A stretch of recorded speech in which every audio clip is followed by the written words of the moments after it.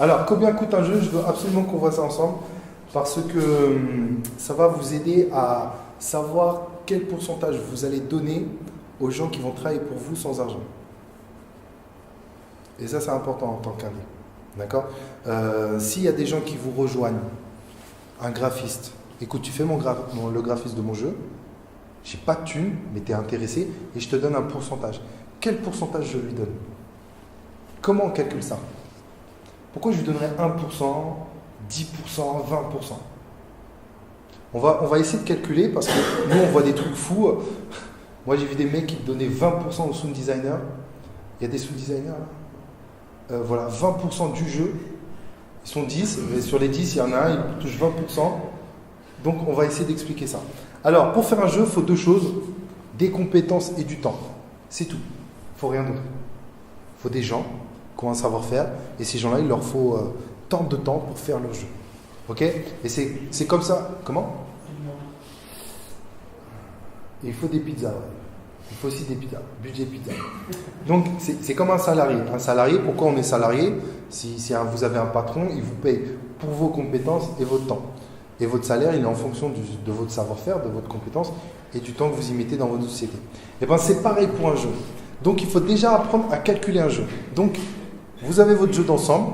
Imaginez votre jeu. En termes de niveau, en termes de travail, en termes de graphisme, et on va calculer ça. Et déjà, ça, c'est un gros travail que beaucoup de gens ne savent pas. On ne sait pas calculer un jeu. Par exemple, si j'ai besoin de graphisme, c'est quoi ton prénom? Déjà?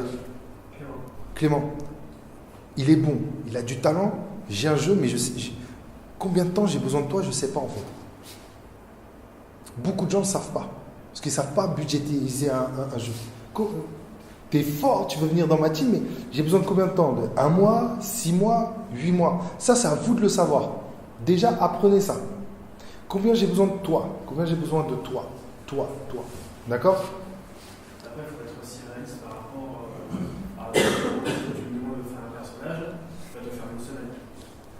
Voilà, vous voyez? C'est-à-dire que ceux qui ne maîtrisent pas, qui commencent, certains dans la salle commencent, ouais, c'est quoi un personnage? Ça demande combien de temps? Moi, demain, je fais un jeu, pour moi, un personnage, tu fais ça en une journée. Voilà. Je suis complètement à côté de la blague. Et je ne vais pas comprendre si tu n'arrives pas à le faire en une journée. Voilà. Donc déjà, il faut comprendre ça. Vous êtes des game entrepreneurs, ça coûte combien un jeu? Donc il va falloir comprendre comment budgétiser un jeu. Combien ça coûte un jeu? Donc, imaginez votre jeu en entier et vous calculez deux choses. On ne compte pas les pizzas. Là, tu complexifies le truc. On reste dans la simplicité. Il me faut tant de personnes pendant tant de temps. Tant de personnes qui savent faire ça pendant tant de temps. C'est un calcul simple, mais qui peut être complexe en fonction de votre jeu. Vous faites ce calcul et vous tombez sur une somme. Allez, 100 000 euros. Voilà, tout le monde a fait son calcul. Il me faut 100 000 euros. Avec ces 100 000 euros, je fais mon jeu. À partir des 100 000 euros, là, vous allez être plus à l'aise pour savoir combien de pourcentage vous allez donner aux gens. Puisque nous, on est là, on est en Indé, on est là pour convaincre des gens. Travaille chez moi, le mec, ouais, je suis chaud, ok. Bon, tu me donnes combien de pourcentage sur ton jeu? Et bien, au lieu de le dire au hasard, vous avez déjà, vous, fait le budget. Bon, il me faut 100 000 euros. Bon, bah, pour le game, le sound designer, on est tous d'accord. La musique dans le jeu vidéo, c'est pour moi, c'est primordial. Et c'est fou, hein, il a mis son jeu là, t'as vu, tu jouais, et dès que t'as rajouté le son, c'est. Donc, ça change tout. Le sound design, c'est primordial. Mais c'est pas le plus important. Combien je lui donne? Combien demain vous allez convaincre un mec qui joue une bonne musique et tout? Combien de pourcentage vous allez lui donner sur 100 000? Si vous savez que votre jeu coûte 100 000, vous savez à peu près combien vous dites, ah, lui, bah, il m'aurait coûté, un sound designer pendant tant de temps, ouais, il m'aurait coûté, 5 000 euros. Et bien 5 000 euros, ça représente combien sur 100 000? Ça représente 5%. Vous avez une idée de combien tu peux lui proposer. Vous n'êtes pas complètement à côté de la plaque. Soyez pas à côté de la plaque. On ne donne pas 5%, 10%, 15%, 20% au hasard juste parce que je veux que tu viennes. J'ai besoin de toi en tant que graphiste. Voilà, graphiste, on ne va pas dire que c'est important, c'est obligatoire. Selon le temps que tu vas y mettre, la qualité que tu as, 20 000 euros. Si j'aurais dû payer quelqu'un, un graphiste, il m'aurait coûté 20 000 euros. Et bien sur les 100 000 euros, ça représente 20%. qu'est-ce que je fais? Je négocie, je lui donne plus, je lui donne moins.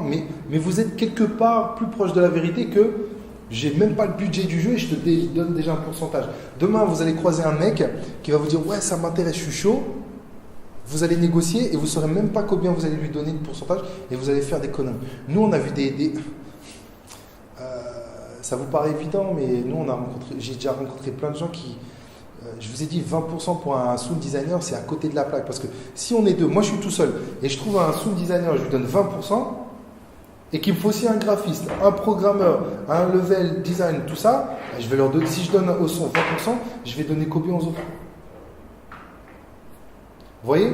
Donc le plus important quand vous avez en termes d'argent, la base, c'est budgétiser votre jeu. Ayez une idée. Avec cette idée, on va voir le reste, on va savoir comment on va trouver de l'argent et surtout comment on va convaincre les gens et combien on va leur donner de pourcentage. Et de ne pas être à côté de la plaque le jour où ça marche. Parce qu'on est là pour que ça marche. Hein. On est d'accord. Ok? Donc on budgétise. Budgétise, c'est simple. Il me faut des gens, des compétences et combien de temps? On reste simple. C'est pas plus compliqué. Les ordinateurs, vous devez tous avoir un ordinateur. La Wi-Fi, c'est gratuit. Et les pizzas, on verra pas les pizzas. D'accord? Ça, c'est si on a de l'argent. Voilà, ça c'est super important. Ouais.